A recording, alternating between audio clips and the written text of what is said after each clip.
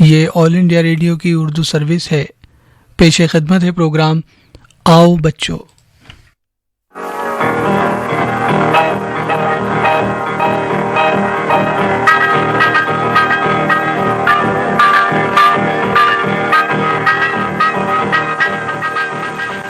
सभी प्यारे बच्चों को नईम भैया का पुरखुलूस आदाब। आपके नईम भैया लेकर आए हैं आपके लिए एक और प्रोग्राम, और आज का प्रोग्राम है नन्ही दुनिया। बच्चों, आप तो जानते हैं नन्ही दुनिया में हम आपको आप ही की फरमाइश के नगमे सुनवाते हैं और आपसे करते हैं बहुत सारी बातें। आज भी हमें आपसे खूब बातें करनी है, लेकिन हम चाहते हैं कि शुरुआत में एक बहुत प्यारा सा, बहुत अच्छा सा नगमा आपके नजर कर दें। उसके बाद बातें भी होंगी और आपके लिए हम लेकर आए हैं बड़े दिलचस्प मालूमात आज के प्रोग्राम में। तो आइए सुन लेते हैं पहले ये नगमा। आओ बच्चों, मैं तुम्हें एक गीत सुनाता हूँ, सुनोगे ना? मेरे साथ सब मिलकर चुटकी बजाओ और ताली बजाओ।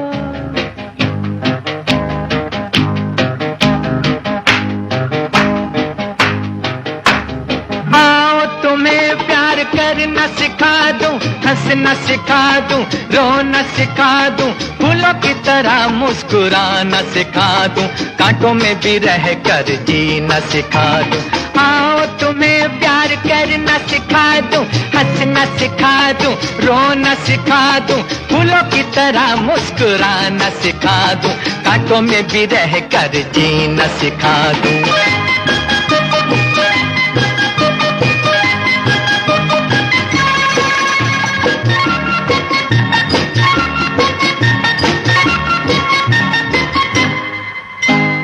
सुनो लाजो लो तुम ये दिल की कहानी, सुनो लाज लो तुम ये दिल की कहानी, आएगी कल तुम पे नशीली जवानी। जमाने में देखो चलना संभल के, हाँ जमाने में देखो चलना संभल के, बितानी है तुमको यहाँ जिंदगानी। क्यों बच्चों समझे? आओ तुम्हें प्यार करना सिखा दूं, हंसना सिखा दूं, रोना सिखा दूं, फूलों की तरह मुस्कुराना सिखा दूं, कांटों में भी रह कर जीना सिखा दूं। आओ तुम्हें प्यार करना सिखा दूं, हंसना सिखा दूं, रोना सिखा दूं, फूलों की तरह मुस्कुराना सिखा दूं, कांटों में भी रह कर जीना सिखा दूं।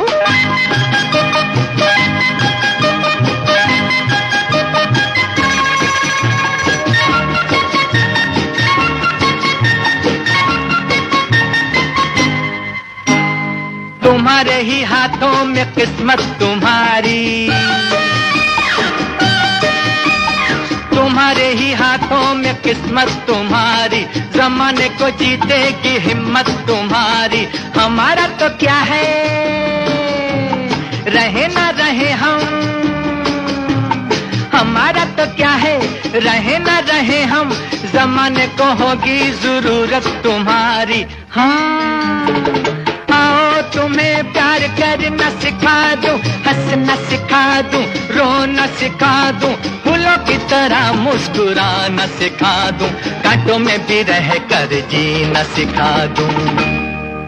और प्यारे प्यारे नन्हे नन्हे दोस्तों, अब हम आपको बताते हैं कबूतर के मुतालिक। आप तो जानते हैं कबूतर एक ज़हीन परिंदा है, और इतना ज़हीन है कि वो आपकी और हमारी तस्वीरों को भी पहचान लेता है। नन्हे दोस्तों, साइंसदानों का ख्याल है कि कबूतर आईने में अपनी तस्वीर देखकर खुद को भी पहचान सकता है, यानी ये चेहरे की पहचान की हद तक खुदशनास परिंदा है। ये खुसूसियत चूंकि दूसरे परिंदों में नहीं पाई जाती, इसलिए इसकी अपनी जुदागाना हैसियत है जो किसी भी दूसरे परिंदे से उन्हें मुमताज करती है। कबूतर में हुरूफ को शिनाख्त करने की सलाहियत पाई जाती है। एक तजर्बे के जरिए साइंसदानों ने यह साबित किया कि कबूतर पूरे अंग्रेजी तहजी को शिनाख्त करता है, जो उनकी ज़हनी सलाहियत की आईनादार है। कबूतर अपनी चोंच से पानी चूस कर पीना जानता है, जबकि दूसरे परिंदों में यह खुसूसियत नहीं पाई जाती। प्यारे बच्चों, कबूतर हजारों मील दूर से अपने घर का पता ढूंढ लेते हैं। ये कैसे मुमकिन है? इसके मुतालिक कई नजरियात पेश किए गए हैं, जिनमें एक नजरिया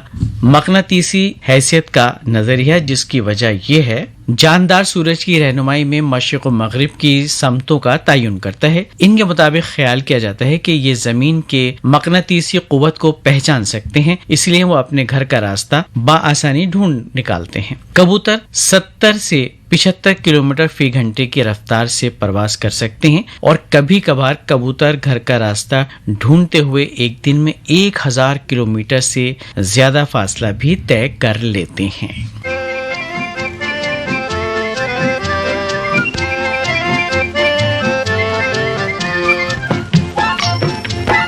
डाली पे बैठी थी 10 चिड़िया, एक उड़ गई फुर से न जाने कहाँ, तो रह गई डाली पे कितनी चिड़िया।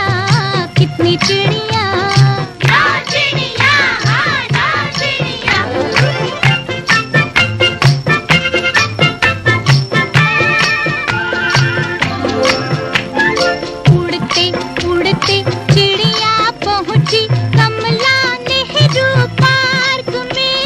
कमला नेहरू पार्क की निराली शान बान। बच्चों तुमने देखा है वो जूते का मकान। जूते पे बैठी थी 9 चिड़िया।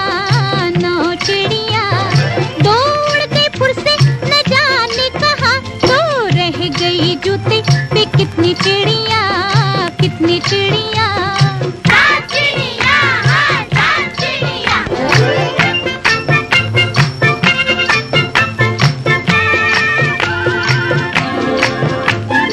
उड़ते उड़ते चिड़िया पहुंची कलकत्ता मैदान में।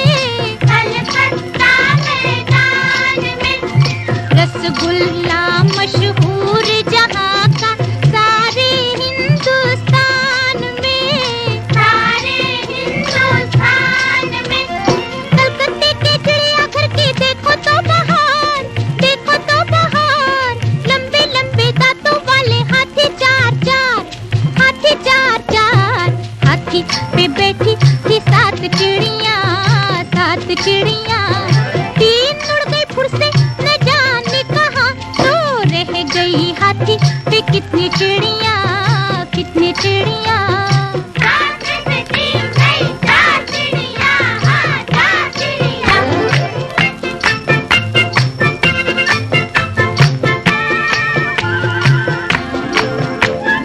उड़ते उड़ते चिड़िया पहुंची दिल्ली कुतुब मीनार पे।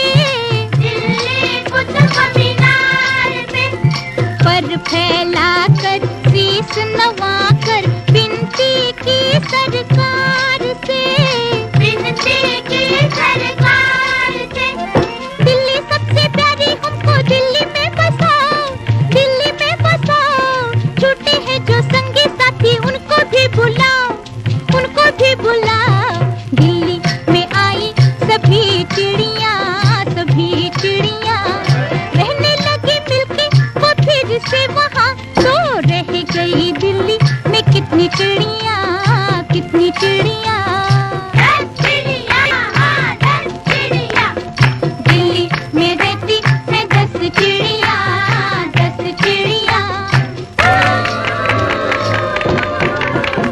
और प्यारे दोस्तों, नन्हे बच्चों, अब आपके लिए एक मालूमात वेल्स के हवाले से। वेल्स की अगर बात की जाए नन्हे दोस्तों, तो वेल्स पूरी दुनिया में पाई जाती हैं और ये हर समंदर में पाई जाती हैं। ये बहुत भारी भरकम होती हैं और 600 पाउंड से लेकर बहुत ज्यादा वजन वाली वेल्स होती हैं। ब्लू वेल्स का वजन तकरीबन 200 टन तक होता है और लंबाई तकरीबन 100 फीट तक होती है। वेल्स 2 किस्म की होती हैं, एक वो जिनके दांत होते हैं और दूसरे वो जिनके दांत की जगह बैलीन होते हैं। और दांत वाली वेल को टूथेड और बगैर दांत वाली वेल को बैलीन कहा जाता है। वेल्स की एक किस्म फिन वेल्स भी है जिसे समंदर का ऊंट कहा जाता है। अमेरिकी साइंसदानों के मुताबिक इनकी आवाज समंदर की तह को थपथपाती है और समंदर की तह के नीचे 2.5 किलोमीटर तक सुनाई देती है। फिर गाने की ये आवाज वापस भी आती है। इनके गाने की समंदरी जिंदगी पर मुज़िर असरात मरतब नहीं होते, बल्कि इसके सेहत अफजा असरात समंदरी पौधों को हासिल होते हैं। तो ये एक छोटी सी मालूमात थी वेल मछली के हवाले से, जो हमें इरसाल की थी लाहौर पाकिस्तान से आसमा जबी साहिबा ने। सोम मंगल बुध वीर शुक्र शनि इतवार, 7 दिनों में हंसना चाहिए कम से कम 700 बार। अच्छा दादा। हाँ तो बच्चों, जिंदगी क्या है एक लतीफा है, जिंदगी क्या है एक लतीफा है, जीने का यही बस तरीका है। जिंदगी क्या है एक लतीफा है, जीने का यही बस तरीका है। बोलो बोलो बोलो एक लतीफा सुनो। एक बहरा, एक अंधा, एक लंगड़ा और एक भिखारी जंगल में जा रहे थे। चलते चलते बहरे ने कहा, अरे दोस्तों रुक जाओ जरा, मुझे चोरों के आने की आवाज सुनाई दे रही है। तो अंधे ने कहा, अरे मूर्ख, तुझे आवाज सुनाई दे रही है, मुझे तो चोर दिखाई दे रहे हैं। तो लंगड़ा बोला, चलो चलो भाग चलते हैं। तो भिखारी बोला, अरे जल्दी करो नहीं तो मैं लुट जाऊंगा।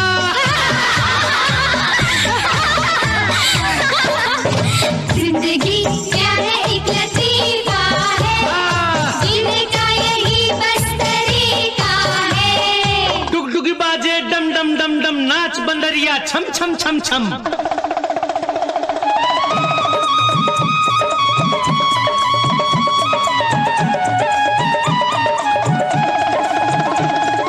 जिंदगी क्या है एक लतीफा है, जिंदगी क्या है एक लतीफा है, जीने का यही बस तरीका है।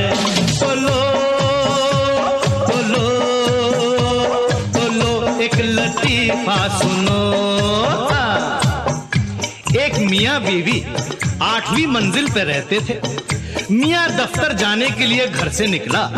नीचे सड़क पर आकर उसे याद आया, अरे मेरा बटुआ तो ऊपर रह गया। उसने नीचे से आवाज लगाई, बेगम, अरे बेगम, मेरा बटुआ नीचे फेंकिए। बेगम ने कहा, क्या कहा? जोर से बोलिए हुजूर, मुझे कुछ सुनाई नहीं दे रहा। मियाँ के गले में दूरबीन लटकी थी, उसे दूर की सूझी। उसने फौरन दूरबीन आंखों पे लगाई और अपनी बेगम का नूरानी चेहरा अपने चेहरे के बिल्कुल पास लाकर कहा, बेगम, मेरा बटुआ नीचे फेंक दीजिए।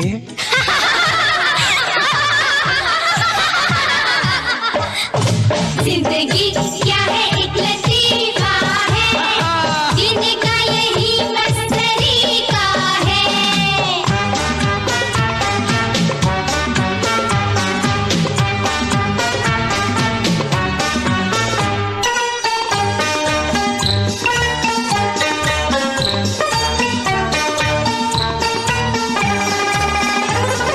जिंदगी क्या है एक लतीफा है, हाँ जिंदगी क्या है एक लतीफा है, जीने का यही बस तरीका है।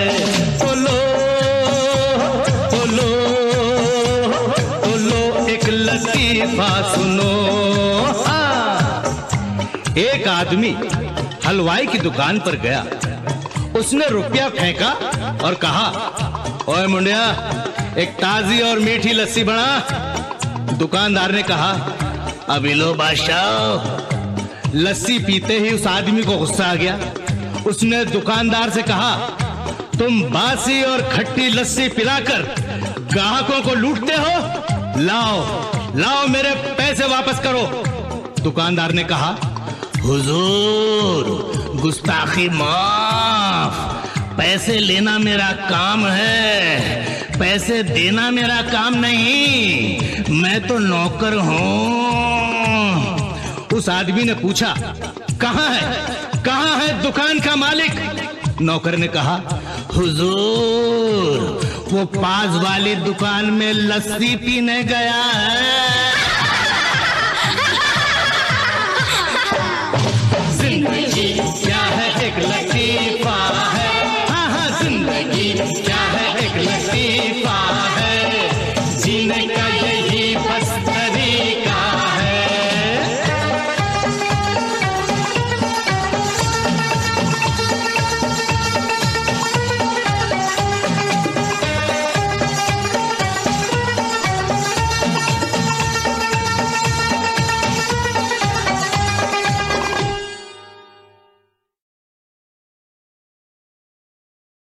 अच्छा बच्चों, एक बात बताइए, क्या आप जानते हैं कि मकड़ी जाला किस तरह से बनाती है? आपने जगह जगह देखा होगा, बड़े खूबसूरत बारीक बारीक धागों से बुने हुए ये नजर आते हैं और एक खूबसूरत डिजाइन इनमें नजर आता है। अब आप सोचिए इनको बनाने में कितनी मेहनत लगती होगी मकड़ी की, जो इस जाले को बुनती है।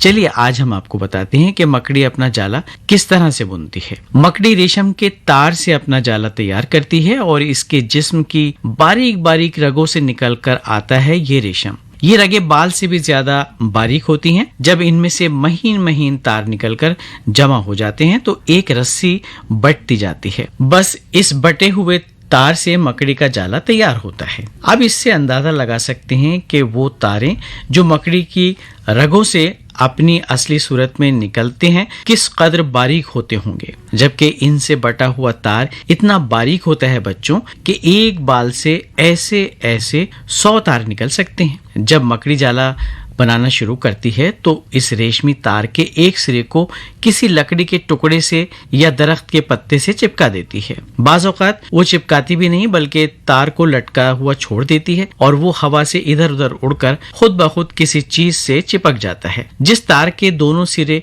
चिपक जाते हैं तो मकड़ी उस तार से नीचे उतरती है और कोई 20 तार मुख्तलिफ मकामात पर ऐसी सफाई से चिपकाती है कि अगर इन मकामात को काटती हुई एक लकीर खींची जाए तो वो ऐसी गोल होती है जैसे गाड़ी का पहिया। यानी इसके अंदर सब तार एक दूसरे को एक ही जगह काटते हैं यानी क्रॉस करते हैं और इस जगह से हर मकाम का फासला बराबर होता है, ख्वाह वो नया हो या पुराना। ये सब तार जाले का ताना कहलाते हैं। ताना बनने के बाद मकड़ी अपने जिस्म से और नए तार निकाल कर ताने के ऊपर चारों तरफ इस तरह बुनती जाती है कि दायरे के अंदर दायरा बनता चला जाता है। ये तमाम दायरे एक दूसरे के अंदर वाक़े होते हैं और इस तरह मकड़ी कोई आधे घंटे ही में ऐसा मजबूत जाला तैयार कर देती है कि ना उसे हवा उड़ा सकती है और ना बारिश खराब कर सकती है। तो ये थी एक दिलचस्प मालूमात आपके लिए। और अब एक नगमा सुनवाते हैं आपको।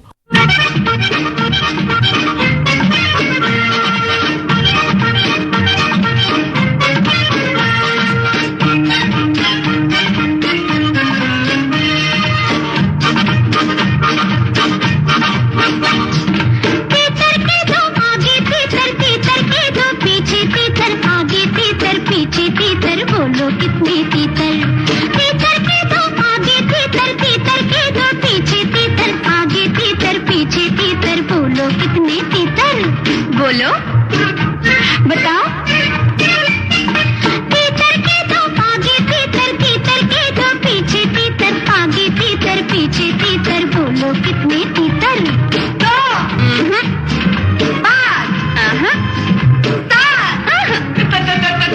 तीन। शाबाश।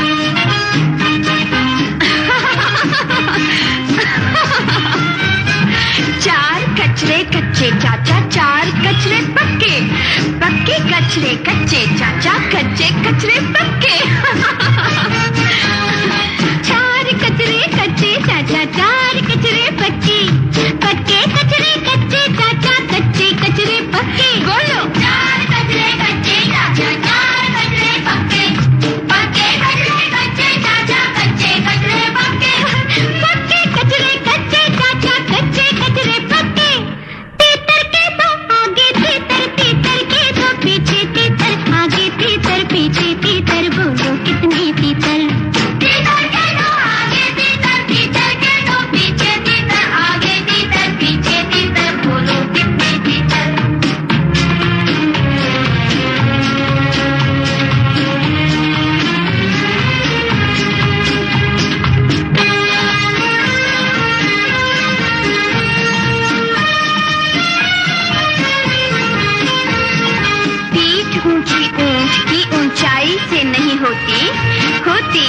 होती ही है पीठ ऊंची ऊंट की। पीठ ऊंची ऊंट की ऊंचाई से नहीं होती, होती ही है पीठ ऊंची ऊंट की, है ना? राजू तुम भी गाओ। पीठ ऊंची ऊंट की ऊंचाई से नहीं होती, होती ही है पीठ ऊंची ऊंट की। होती ही है पीठ ऊंची ऊंट की। तीतर के दो आगे तीतर, तीतर के दो पीछे तीतर, आगे तीतर पीछे तीतर, बोलो कितने तीतर? तीतर के दो आगे तीतर, तीतर के दो पीछे तीतर, आगे तीतर पीछे तीतर, बोलो कितने तीतर?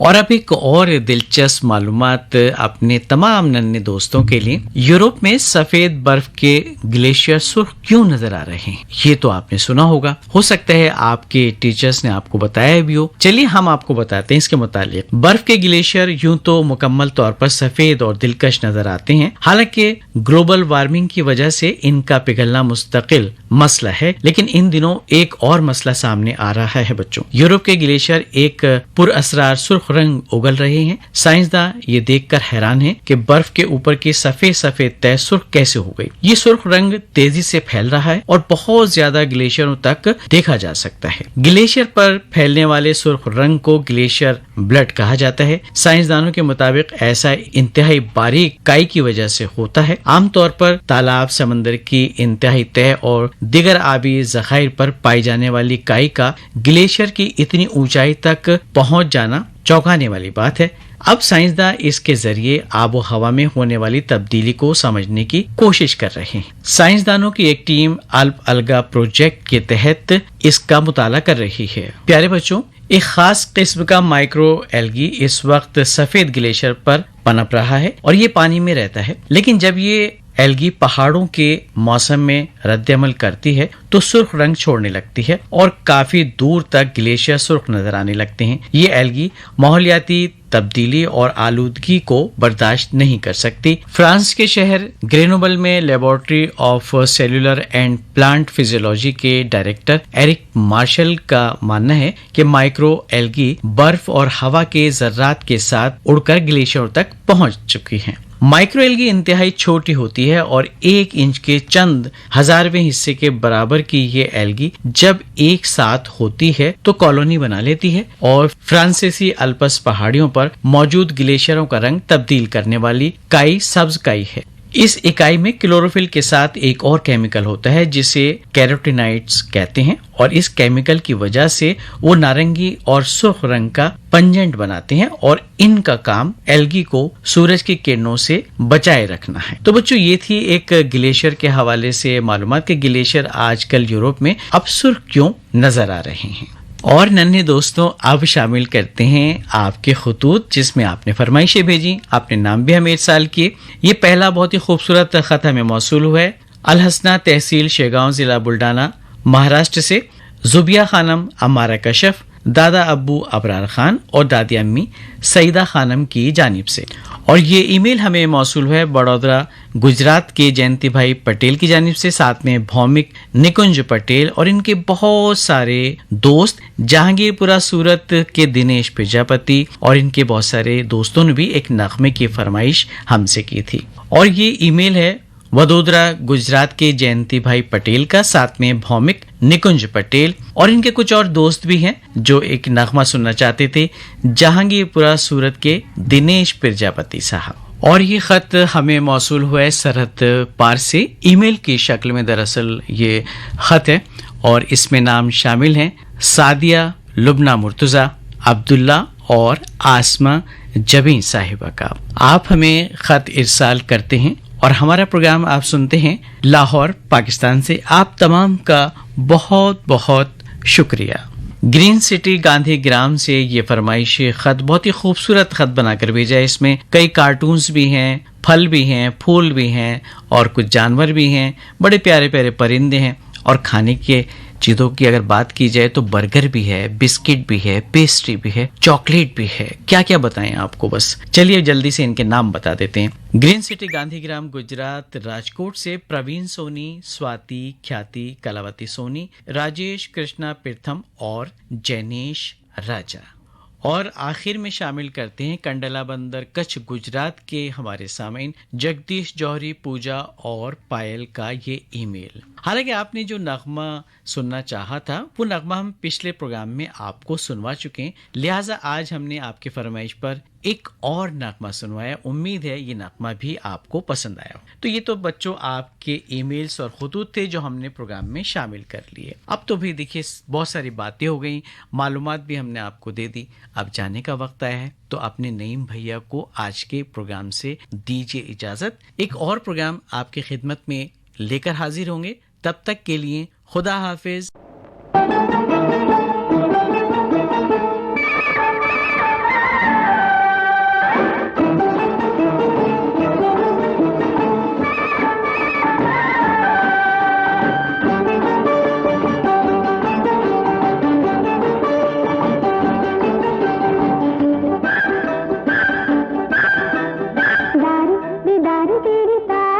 कल इतवार, जाएगा बाजार।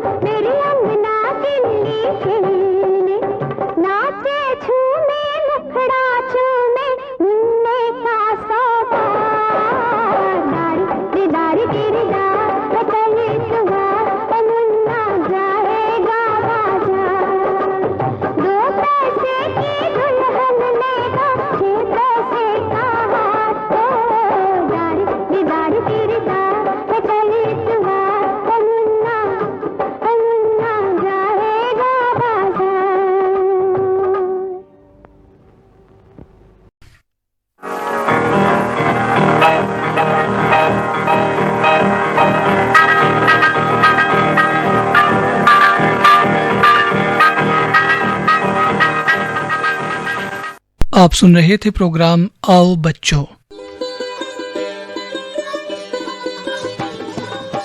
गंगा जमनी तहजीब के अक्कास उर्दू सर्विस की नशियात आप ऑल इंडिया रेडियो की नेबरहुड सर्विस 1 से समाप्त कर रहे हैं। ये नशियात DRM 1071 news on AIR app और DD फ्री डिश पर भी दस्तयाब है।